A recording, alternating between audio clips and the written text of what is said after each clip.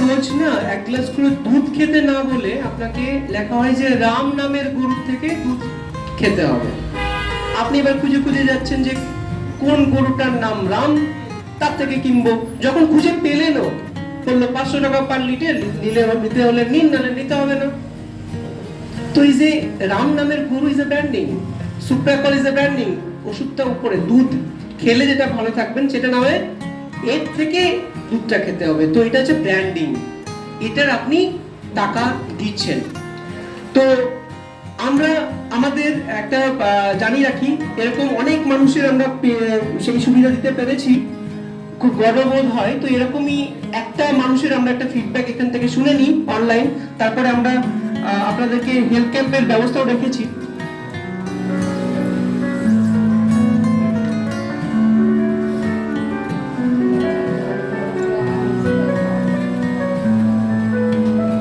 আমার নাম বাসুদেব গাঙ্গুলি। আমার জন্ম বাড়িতে, আমার 48 নম্বর ডিংসাই পাড়া, আর এটা হচ্ছে 32/1 ডিংসাই পাড়া। আমার চাকরি জীবন শেষ হয় 2002। পেনশনের পরেই আমার চলে, কিন্তু এর মধ্যে একটা ওষুধের একটা বিরাট ইয়ে থাকে। আমি এবং আমার স্ত্রী দুজনেই একটু বিভিন্ন ইয়েতে আক্রান্ত, ব্যথা যন্ত্রণায়। তাতে কিন্তু এই ওষুধ খেয়ে আমাদের কোনো প্রবলেম হচ্ছে না। এর মধ্যে আপনাদের একটা কথা বলে রাখি, এই যে ওষুধের ব্যাপারে আমার এখানে যখন প্রথম অ্যাডভার্টাইজমেন্ট করতে আসে, সে হচ্ছে আমার বাবা, উনি পূর্ণগরে থাকেন। এসে আমি বলেছিল, কাকা দেখবেন যদি আমরা পাই। তা আমি বলছিলাম কোনো চিন্তা নেই, কিন্তু ওষুধ অর্ডার নিতেই আসো, নিশ্চয়ই তুমি পাবে। তারপরে আমাকে আর বাবলুকে জিজ্ঞেস করতে হয়নি, ওই সেই ওষুধের সাবস্টিটিউট ও নিজে সব একবার দিত। এরকমভাবে এই ওষুধে যে আমি রক্ত হয়েছি এবং আমার স্ত্রীও যে রক্ত হয়েছে, তাতে কিন্তু আমাদের কোনো অসুবিধা বা কিছু হচ্ছে তা মনে করি না। যেটা ওষুধ খেতাম মনে হচ্ছে সেটাই খাচ্ছি। একটা কথা, এই যে প্রেসক্রিপশন অনুযায়ী যে বাবলু আমাদের ওষুধগুলো দিত ট্যাবলেট কোম্পানি, সেই ওষুধগুলো বিল প্রায় 8, 8.5, 9 অব্দি হয়ে যেত। এখন সেটা আমি 3.5, 4-এর মধ্যে পেয়ে যাচ্ছি। কাজে এই যে এক্সট্রা মানি যেটা আমি গেন করছি, এটাতে আমার পরিবারের অনেক কাজেও লাগছে। আমরা তো পেনশন হোল্ডার, স্বাভাবিক 2 টাকা বাঁচলে আমাদেরই ভালো। সেদিক থেকে আমি বলবো এটা আপনারাও ব্যবহার করতে পারেন, করলে আপনাদেরও কিছুটা সাশ্রয় হবে, আমার মতনই আপনারাও অনেক উপকার পাবেন। আমি কিন্তু ওষুধটা নিতাম ট্যাবলেট থেকে, ট্যাবলেটের এখন বর্তমান নাম চেঞ্জ হয়েছে জেনো। তাহলে আপনার জেনোতে গিয়ে অ্যাপ্রোচ করলে আপনারা ওষুধটা পেতে পারেন।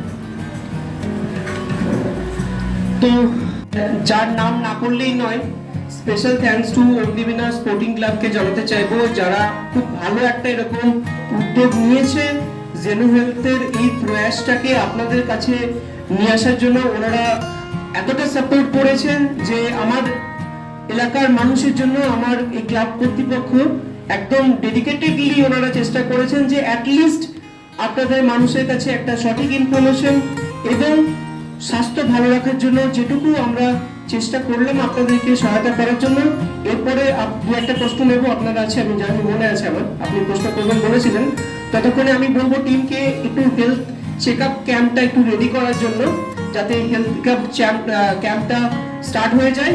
তো ম্যাডামের কাছে আমি প্রশ্ন নিয়ে আসবো। তো প্রশ্ন করুন, আপনি প্রশ্ন করবেন বলেছিলেন। সুগার আছে, ওর জন্য কি করণীয়? হ্যালো, সুগার কত থাকে?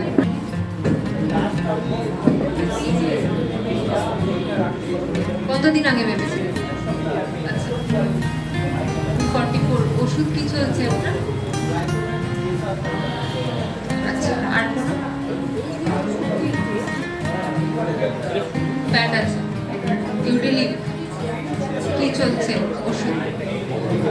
আচ্ছা, ঠিক আছে।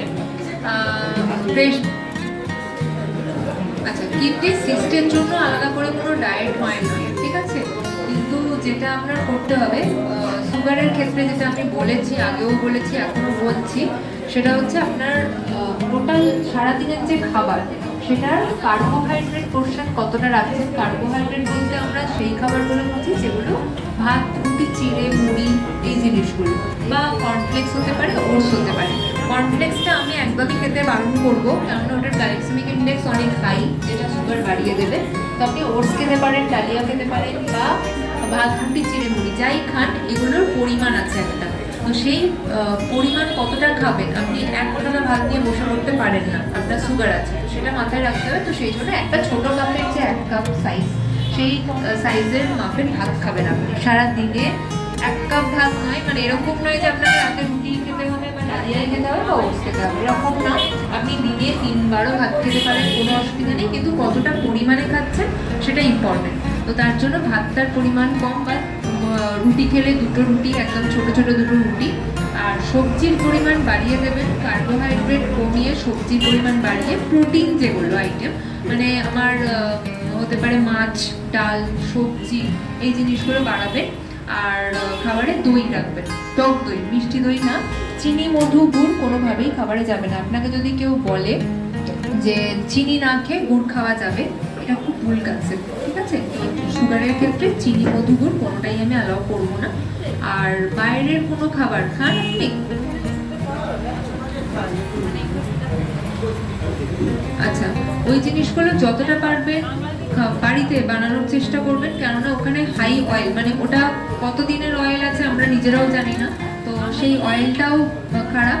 তো সেই জন্য আমি বলবো যে কচুরি বা লুচি বা পরোটা, আপনার যাই খেতে ইচ্ছা করুক সেটা বাড়িতেই খান, কিন্তু সেটা যেন সপ্তাহে 1 দিন বা 2 সপ্তাহে 1 দিনের বেশি না হয়ে যায়, সেই ইচ্ছেটা যেন না করে, ঠিক আছে এটা। আর খাবারের মধ্যে স্যালাডের পরিমাণ বাড়াবেন।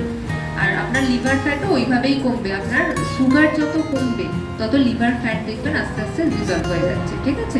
তো ট্রাইগ্লিসারাইড কম থাকবে, তো সুগার পরিমাণ আপনাকে কমাতে হবে একদম। মানে চিনি, মানে আপনি যদি চিনি ছাড়া চা খান সব থেকে ভালো, চা খান তো মাঝে মাঝে, ঠিক আছে, যদি খান তাহলে কিন্তু সেটা চিনি ছাড়াই হবে। এইটাই হচ্ছে কনসেপ্ট। আর কোনো প্রশ্ন আছে? আলু খাওয়া যাবে, হ্যাঁ এটা একটা ভালো প্রশ্ন, যে আলু খাওয়া যাবে কিনা সুগারে। অবশ্যই খাওয়া যাবে, কিন্তু কতটা পরিমাণে খাচ্ছি আবারও সেটাই ইম্পর্টেন্ট।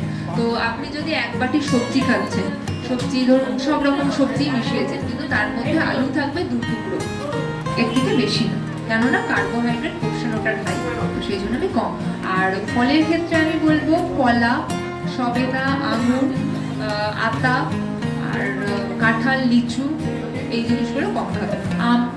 আমের সিজন আসছে, যদি আপনার মনে হয় যে আম খাচ্ছেনই আপনি, মানে একদিন খুব ইচ্ছে হয়েছে আম খাবেন, তাহলে আমের 3টে স্লাইস হয় একটা আমের, তো আপনি একটা পোর্শন ধরুন খেয়ে ফেলেছেন কোনোভাবে, তো আপনি সেই দিকটার জন্য যে দুপুরে ভাতটা খাবেন, তো সেই ভাতটা আপনি একদম ইরেজ করে দিন, মানে ওটা না খেয়ে শুধু আপনি ডাল, সবজি, মাছ, দই আর স্যালাড খেয়ে উঠে পড়বেন, ঠিক আছে? এটা হচ্ছে কনসেপ্ট। কিন্তু এরকম যেন না হয় যে আপনার বাড়ির লোক কমপ্লেন করছেন যে আপনি আম খেতে বলেছেন বলে প্রতিদিন এরকম করছে যে প্রতিদিন আম খাচ্ছে আর ভাতটা খাচ্ছে না, এটা কিন্তু করা যাবে না, ঠিক আছে? সপ্তাহে 1 দিন মানে সেটা 1 দিনই হবে।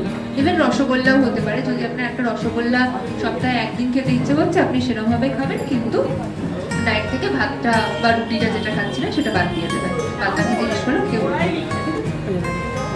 আমি বলছি সুগারের ক্ষেত্রে যে লিকার চায়ের পরিবর্তে যদি দুধ চা খাই, সুগারের কোনো রকম হেলথের ব্যাপার আছে? না, সুগারে দেখুন দুধের মধ্যে প্রোটিন আছে, তো আপনি দুধ চা খেতেই পারেন, কোনো অসুবিধা নেই। কিন্তু দুধের মধ্যেও ফ্যাট থাকে, মানে এই যে আমরা কাঁঠাল থেকে বা গাইয়ের দুধ কিনে আনি, তো তার মধ্যে আপনি গরম করতে গেলেই বুঝতে পারবেন ওপরে হলুদ হলুদ ভাসে, আমরা দেখতে পাই গোল গোল হলুদ হলুদ ভাসে, সেগুলো আর কিছু না, ফ্যাট, মানে মিল্কে যে ফ্যাট থাকে সেটা, মানে মিল্ক থেকেই তো বাটার, ঘি, এই জিনিসগুলো তৈরি হয়।